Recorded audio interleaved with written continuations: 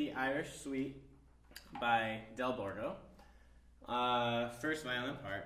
Now with this piece, it's got three main sections. We start with a quick Irish dance, then we get into a slow lullaby, and then we get into the another quick Irish dance at the end, so the Irish washerwoman. So with this particular piece, you kind of want to try and keep that characteristic dance style. So it should be a little bit more martelé, more accented. And then when you get to the lullaby, that's going to be the singingly quality. So more legato, more détaché strokes, and just connecting your sound. From the top, some of the things you should probably be aware of is just how you're going to be able to count your 6/8 time. Make sure that you really feel 2 pulses in 6/8 time because it's a compound meter. Feel 1, 2, 3, 4, 5, 6, or 1, 2, 1, 2, and then in your head you need to be doing all your divisions. So you're dividing the pulse into 3 parts: 1, 2, 3, 4, 5, 6, 1, 2, 3, 4, 5, 6. And from there you can kind of keep the same pulse as everybody else, and we line it all up, right? So from here, from the top, measure 9.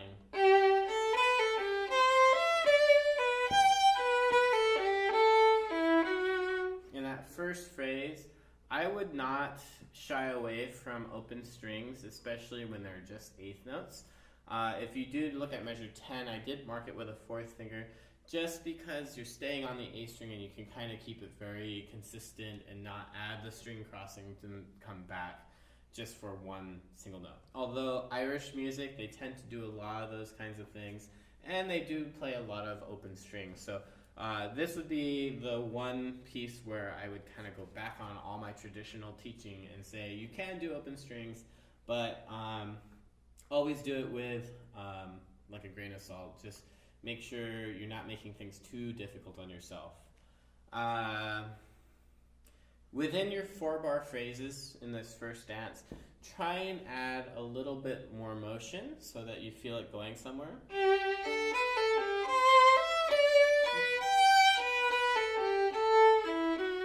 In your dances, generally they go to the top note, in which we call the cuff tone. So that G in bar 3 is going to be the climax of that first phrase. And then we go on.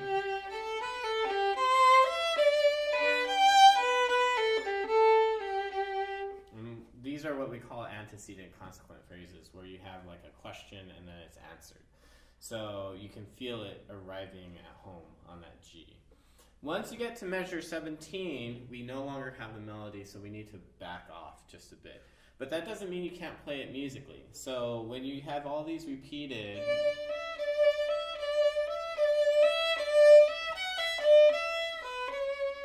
we know that the phrase is going to do a 2-bar or a 4-bar phrase is going to crescendo to that 3rd bar, because we know that it's going to that cuff tone, even though somebody else may have it.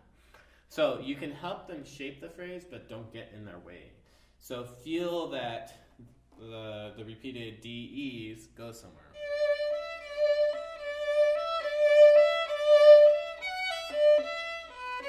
And then you do it again.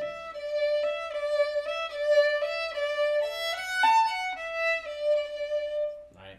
So that's kind of the goal there, is when you have those changes in harmony, you can bring them out. And then 25 is very similar to what we had at the beginning. Oh, actually, it's different. But here, open strings are perfectly fine, and then play out. You're back to the melody.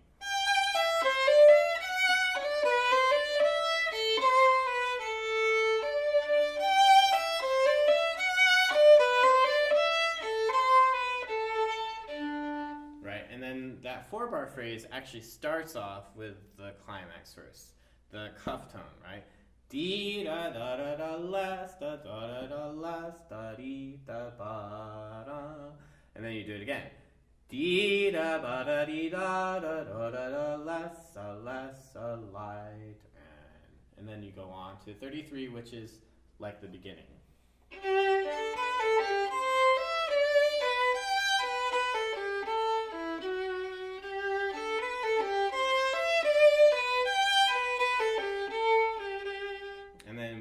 basically repeat the whole structure again.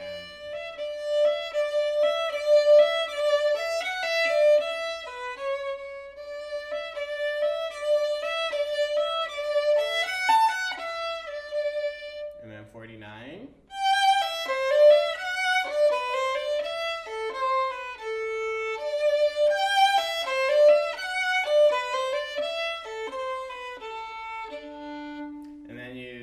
To the main theme at 57 once more, and you end with the main theme.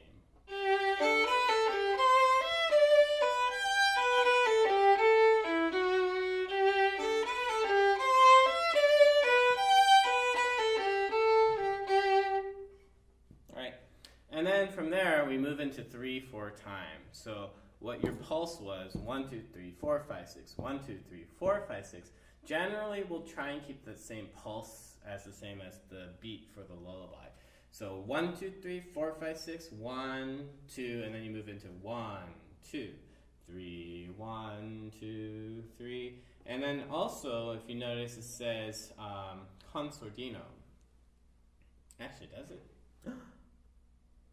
It does. It says mute. So mute. So I have one of these fancy mutes. Basically, a mute will clip onto your bridge, and it'll stop the vibrations from vibrating so much. So instead of playing with a full tone, it's going to be muted, and you'll get a different timbre. So it's softer, but we don't use the mutes necessarily to achieve a softer tone. It just gives it more of a different kind of color. So in this case, it's going to be muted, and 1 2 3 4 5 6 1 2 3.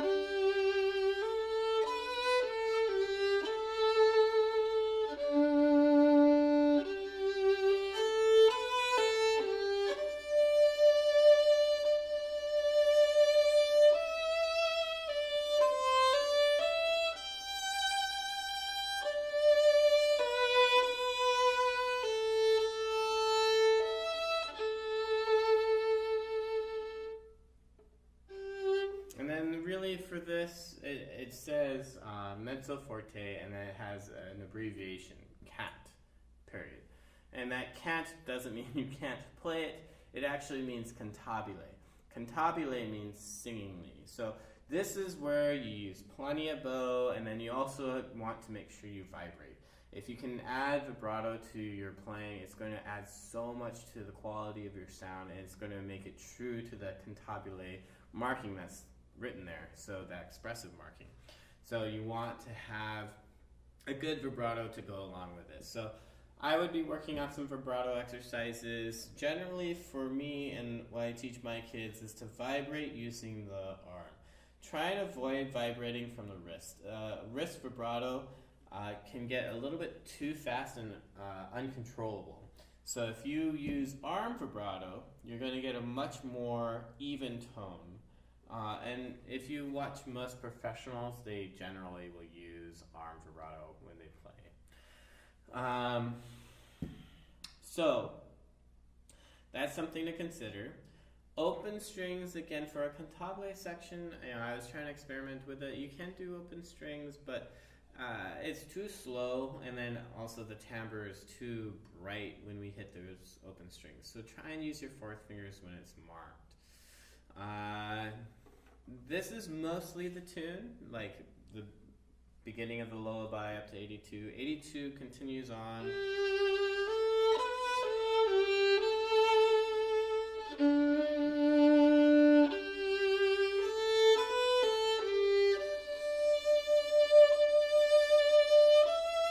Just sometimes I put up bows marked like after the note.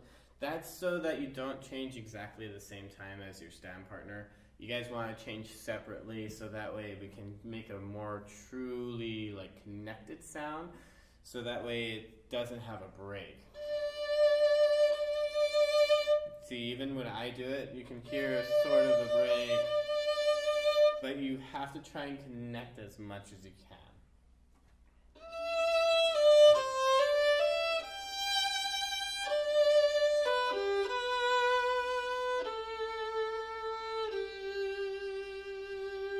then 98, this is the accompaniment. So don't play these out. Now I would just rest, rest, rest. And then be careful as you do not to do a big accent, and we talked about musical farts before. So to avoid putting a big up bow so it doesn't stick out, right? And you can do, and you should use plenty of bow, but you have to make it light.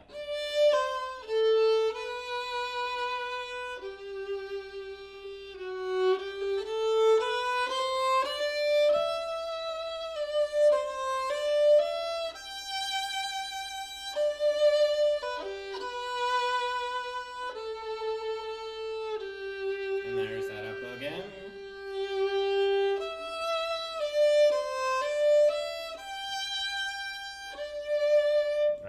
So being aware of just how this whole thing works.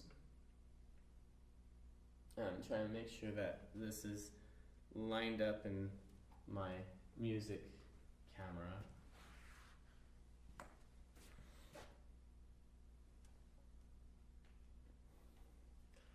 Now going on from here,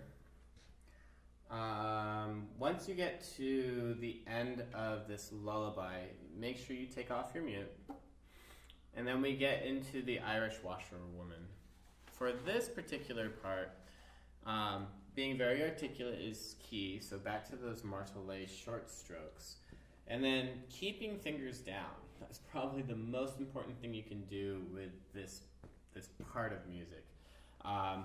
You have a lot of string crossings and you have not a lot of time to move your fingers. So when you have things like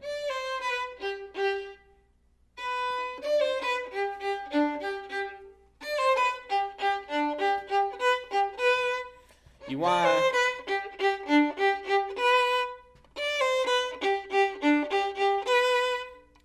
want to keep your first finger somewhat close to that B. Whatever the notes may be, but you still keep that B down.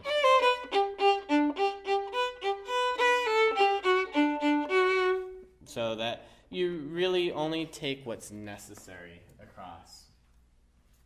So, for instance, so once you start playing at 130,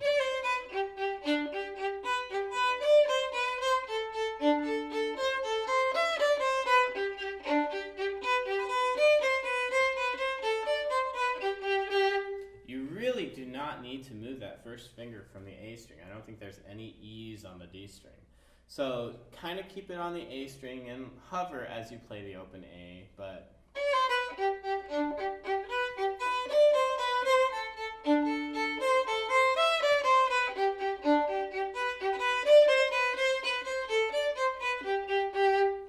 and the idea with this is we will go the fastest we can. That would be clean and clear. So if you want to go fast, by all means, practice it fast, but we can only go as fast as the entire orchestra can go.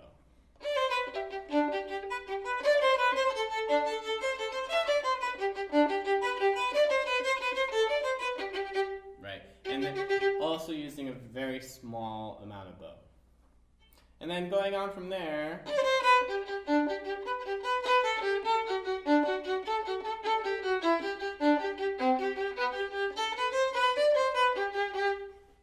actually might be the toughest thing, is this descending pulse. 1, 2, 1, 2. So here we have E, and then we go E, D, C, B. Those are the important notes. These G's, G, G, G, G, G, G. So those are not important.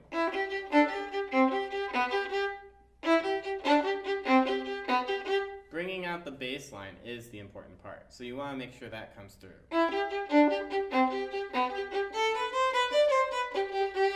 Right?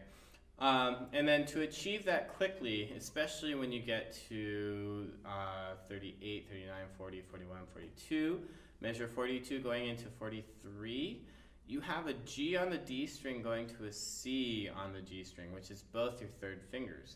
So as you set this G from the open D, you want to make sure you set your third finger so it's already on the G string for the C. And when you do that, you want to make sure it's very even. So if you watch the fingers,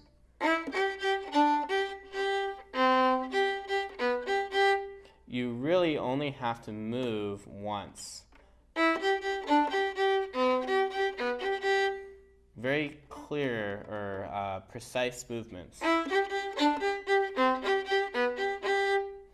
So I would practice that section and get really comfortable with what you're doing with the third finger. And then it repeats itself. So once you get it once and you get it down really well, it's gonna, when you see it again in the music, you'll have it down. And then it basically repeats the whole thing.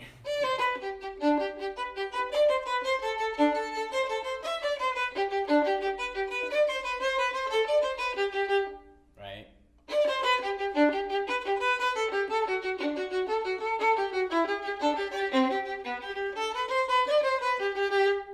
Measure 166 is when we start to get to these double stops. So be careful how we we're not going to divide unless it sounds incorrect or we have too many wrong notes with the double stops. So if it does get to that point, we will divide, but I'd like to see everybody do both notes. So make sure your bow is on both strings, and then make sure you're reading the notes accurately. So at 166 we have a D and a B. So a D on the D string and a B on the A string. So that means you have open D and your first finger for B on the A string. Right? And then you get to the little theme again. And same thing. D and B. Right? The theme. And that's basically it. Then you come to the theme again.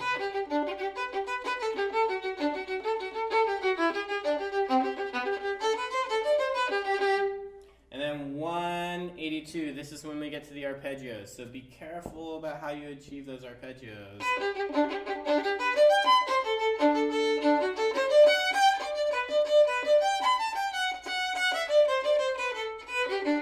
Right, even Mr. Kaye, when he reads too fast, he tends to make mistakes. So you want to make sure that you practice those arpeggios very carefully. I would practice just that measure, so that's 183.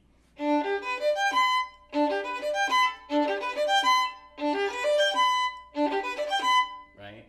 And then from there, you have the regular theme, and then you get to the arpeggios again.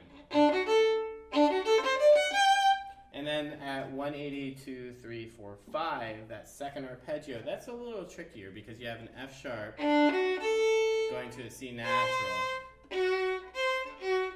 So you need to make sure we hear the difference between the high 2 on the D string and the low 2 on the A string, but within the arpeggio. And then that arpeggio moves to a D and an F sharp, so be careful. It's basically a D major arpeggio with the C natural, so the 7th. So be careful how you achieve that. Right? And then once you feel comfortable with those arpeggios, you can go back and put it all together.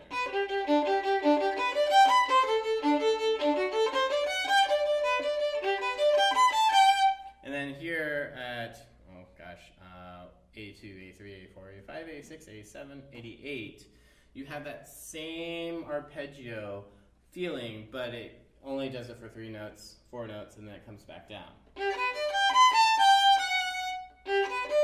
Sorry.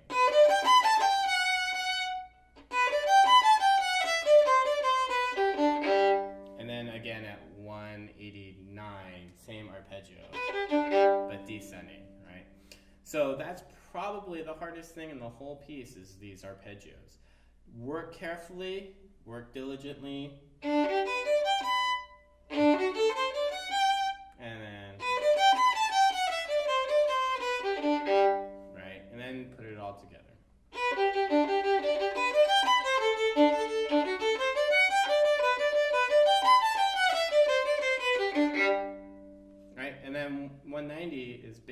the same idea.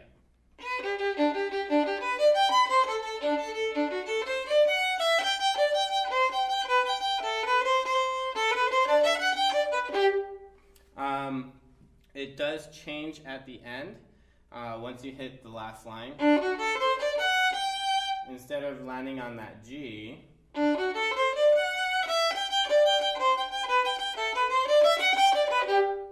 it goes down to an E. So be careful how it changes and be very sure of yourself that you don't go to the G.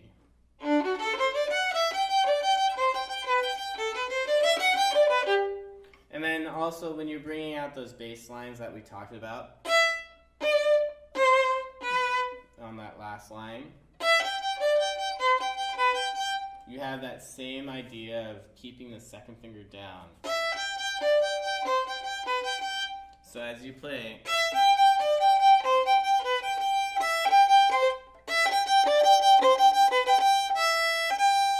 you're going to keep that second finger down and make sure that the second finger is on both strings.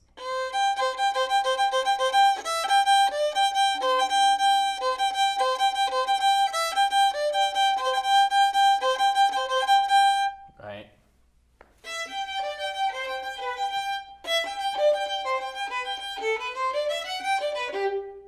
And at the end, make sure you lift. It is a daughter quarter note, but we're going to make it short, and it has a marcato on it. So that little caret that goes down like that, that's a marcato symbol, which means to really put plenty of space and then put a good accent on it. So you should hear plenty of weight. Dig in.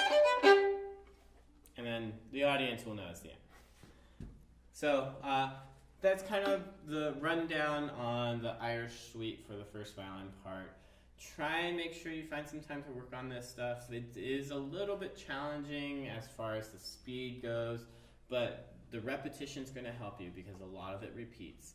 And then you want to make sure that you feel comfortable with all those different sections. And then knowing that each section basically repeats itself, you know you can practice effectively and efficiently by just breaking it down and making sure that you can do that one section really well. And then when it shows up again, basically it's the same thing.